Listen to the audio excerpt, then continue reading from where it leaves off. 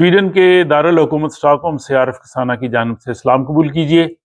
आज 28 जुलाई और इतवार का दिन है और इतवार के रोज़ आपको स्वीडन की डायरी का इंतज़ार होता है,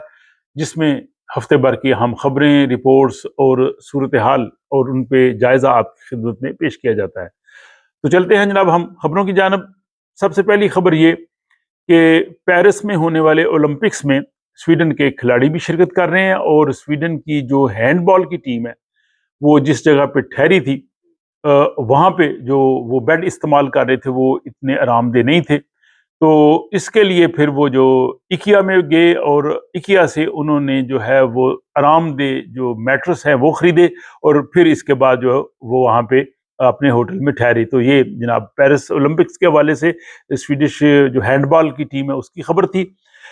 उसके बाद जनाब खबर यह है कि स्वीडन में एक खैराती इदारा है उस्ताद मिशन, और उसके तहत उन्होंने जो कम आमदनी वाले लोग स्वीडन में हैं उनको जो ग्रॉसरी है और आम जो रोज़मर्रा इस्तेमाल की चीज़ें हैं, खाने पीने की चीज़ें हैं,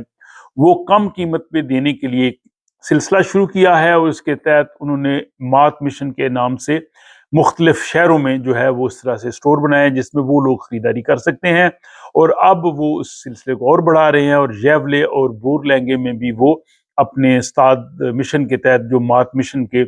जो ग्रॉसरी स्टोर है वो वहाँ पे बना रहे हैं ताकि जो कम आमदनी वाले लोग हैं या मुस्तहिक लोग हैं वो वहाँ से सस्ते दामों खरीदारी कर सकें।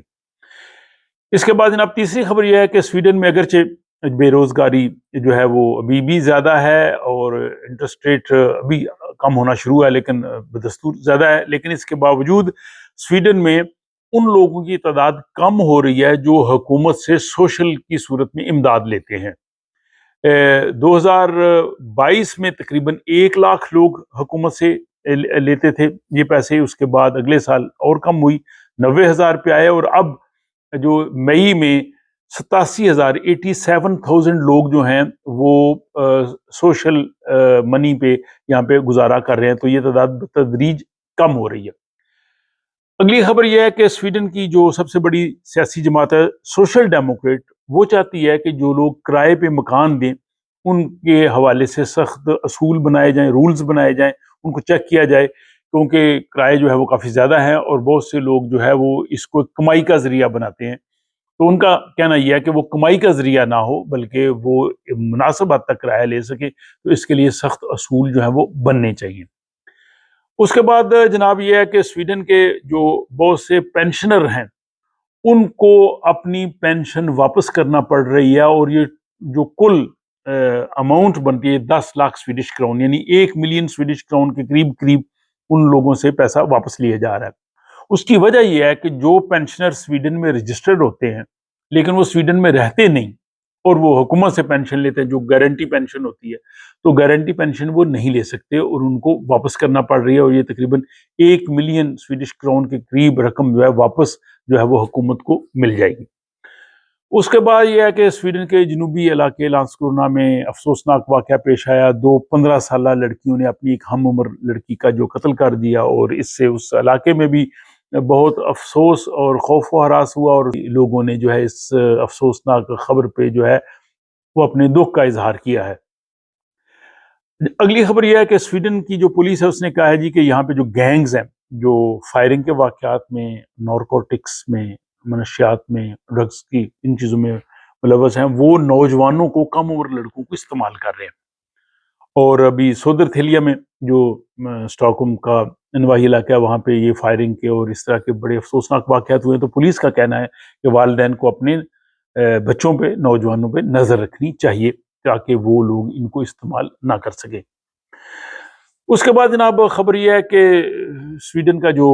दूसरा बड़ा शहर है योतेबोरी गोथनबर्ग, वहाँ पे गोतिया कप होता है, उसमें खेलने के लिए एक बरतानिया से 16 साल नौजवान आया था वो एलिंगसोस एरिया में, वहाँ वो सिम हॉल यानी स्विमिंग पूल में वो नहाते हुए वो उसकी हालत ख़राब हो गई, कोमे में चला गया और अब उसकी जो है वो डेथ हो गई है। और ये इससे पिछले साल भी गोतिया कप में तकरीबन इसी उम्र का नौजवान एक आया था और इसी सिम हाल में उसकी जो है वो डेथ हुई थी। ये दूसरा वाकया सेम स्विमिंग पूल में हुआ है और ये बड़ा अफसोसनाक वाकया है।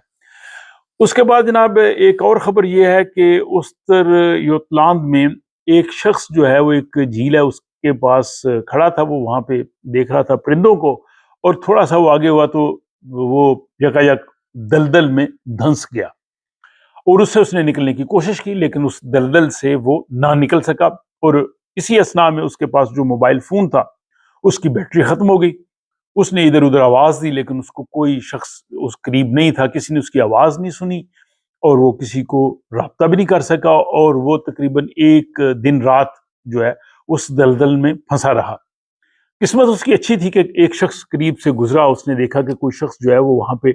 دھنسا ہوا ہے، اس نے سمجھا کہ شاید اس کی ڈیتھ ہو گئی ہے، لیکن جب وہ قریب پہنچا تو اس نے تھوڑی بہت حرکت کی، اور اس کے بعد پھر جو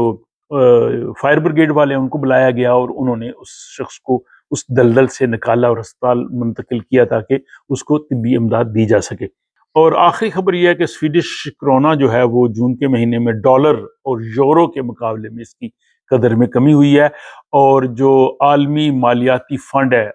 IMF، انہوں نے سویڈش کرونا کو جو ہے وہ انتہائی غیر مستحکم کرنسی جو ہے وہ قرار دیا ہے۔ تو یہ تھی جناب 28 جولائی اتوار کے روز سویڈن میں جو ہفتہ گزرا ہے اس کی اہم خبریں، واقعات، اور ان پہ تھوڑا سا تبصرہ آپ کی خدمت میں پیش کیا ہے۔ اس حوالے سے اپنی رائے کا ضرور اظہار کیجیے، آپ کو یہ سلسلہ کیسا لگ رہا ہے،